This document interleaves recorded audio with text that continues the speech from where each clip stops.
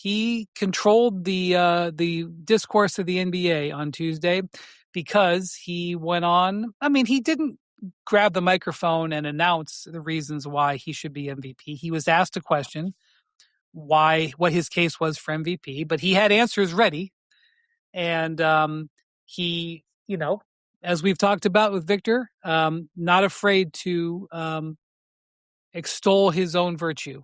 Is that artfully said enough? Or ruffle some feathers, extol his own virtue, and take a little jab at a team and a franchise and a player that could be a decade-plus long rival of the Spurs. Well, it wasn't just him. Like, he definitely is, sort of trolling, I guess you could say, Shai Gilgeous-Alexander by saying that they went 4-1 against him during the season.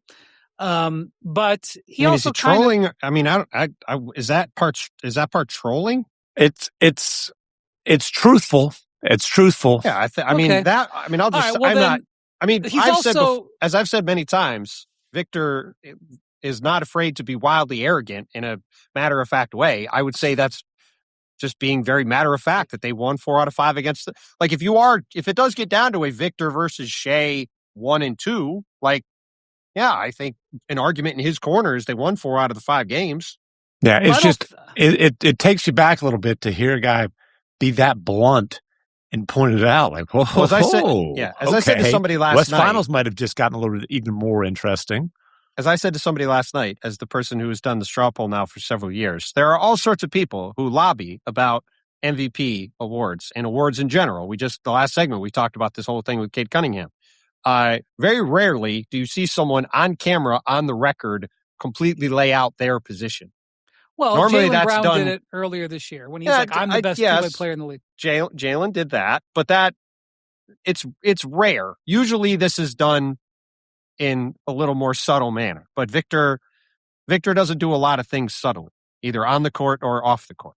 And this is the latest example of that. I will say this. Don't you think that this will, you're not going to do the straw poll for a little bit here, but it would be fascinating if you did the straw poll 2 days ago and then you did another one today. I don't think it's changing.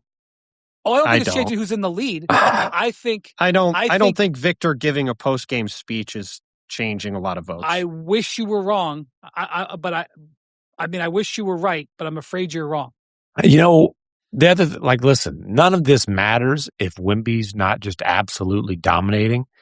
And he absolutely dominated the Miami 83ers in a complete blowout win. But seriously, the guy, okay, let's look at what he says.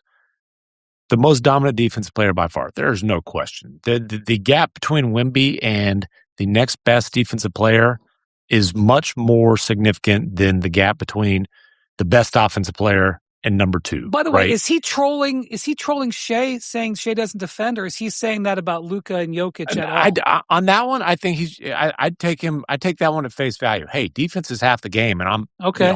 And he's by far the most dominant defensive player. He's trolling everybody because I don't think he's trolling. I don't think it's trolling. I think that's just fine. Use a different verb. I'm just dunking. I think he's making his argument is valuable defensively that you have to consider that as half of the value. Yes, but he's saying that in reference to the other MVP candidates. That's the undercurrent of what he's saying. Sure, that his value on defense basically his case is my value on defense way outweighs the difference in any of these guys' value offensively versus mine. And he's, his thing on offense is it's not just scoring points, basically talking about his gravity and some of the other things he does. And then the stuff about we beat the Thunder 4 out of 5, basically he's basically swept them 3 times at full strength. That is him saying, hey, Shai's the favorite now, but when we played, I mopped the floor with Shai and the defending champions. And that's him trying to make up for the biggest thing that I think is going to prevent him from winning the award, which is that the Thunder, who we'll talk about later, have gone 15-1 since the All-Star break with a bunch of guys out and have stayed ahead of the 16-2 Spurs since the All-Star break, have kept this 3-game lead and are now very likely to have the best record in the league and the best record in the Western Conference. And as we've said the whole time, if Victor and the Spurs were able to get ahead of the Thunder and finish the season with the best record in the Western Conference, I think there was a very real chance Victor was going to be the MVP of the league. I think if Shai stays ahead and the Thunder win the West, particularly with the amount of injuries the Thunder have had and the season Shai has had, I think Shai's winning a second straight. And Wemby says that's the part where Victor is trying to take out the wind out and of this is Dr. MVP here, McMahon speaking. No, but I agree. Can I say something real quick? Sure. I believe Dr. MVP there said before the last straw poll came out, I think Wembanyama was 35-1 on DraftKings. Is that correct? I believe that was right, and I said at the time that was a ridiculous line, and people should bet it. Well, it's down 18-1 now, win. so rare win. I mean, that's way too high. I still think 18-1 is pretty good on DraftKings. I would have him second on my ballot behind Shai. I would have Luka third. Wemby, you had Joker third, but whatever.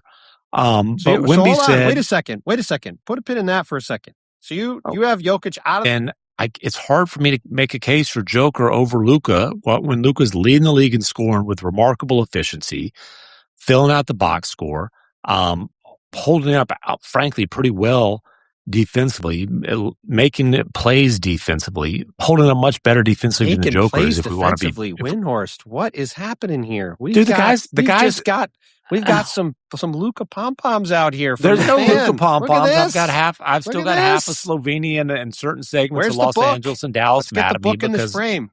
But seriously, The Wonder Boy. Go buy it. Great book.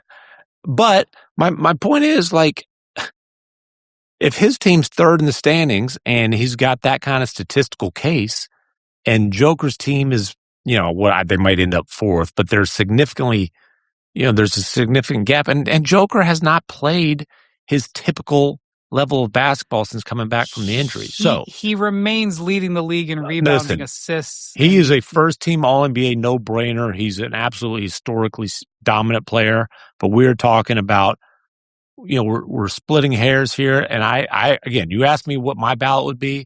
I would have Shai, Wemby, Luka, Joker in that order, and fifth at this point, I'd probably put Jaylen Brown. To this moment, updated DraftKings line. Shai is minus 1,000. Oh, there's been some. Okay. Luka plus 1,000. That's 10-1. That's Luka. That's Laker fans. Yeah. Those odds are poor.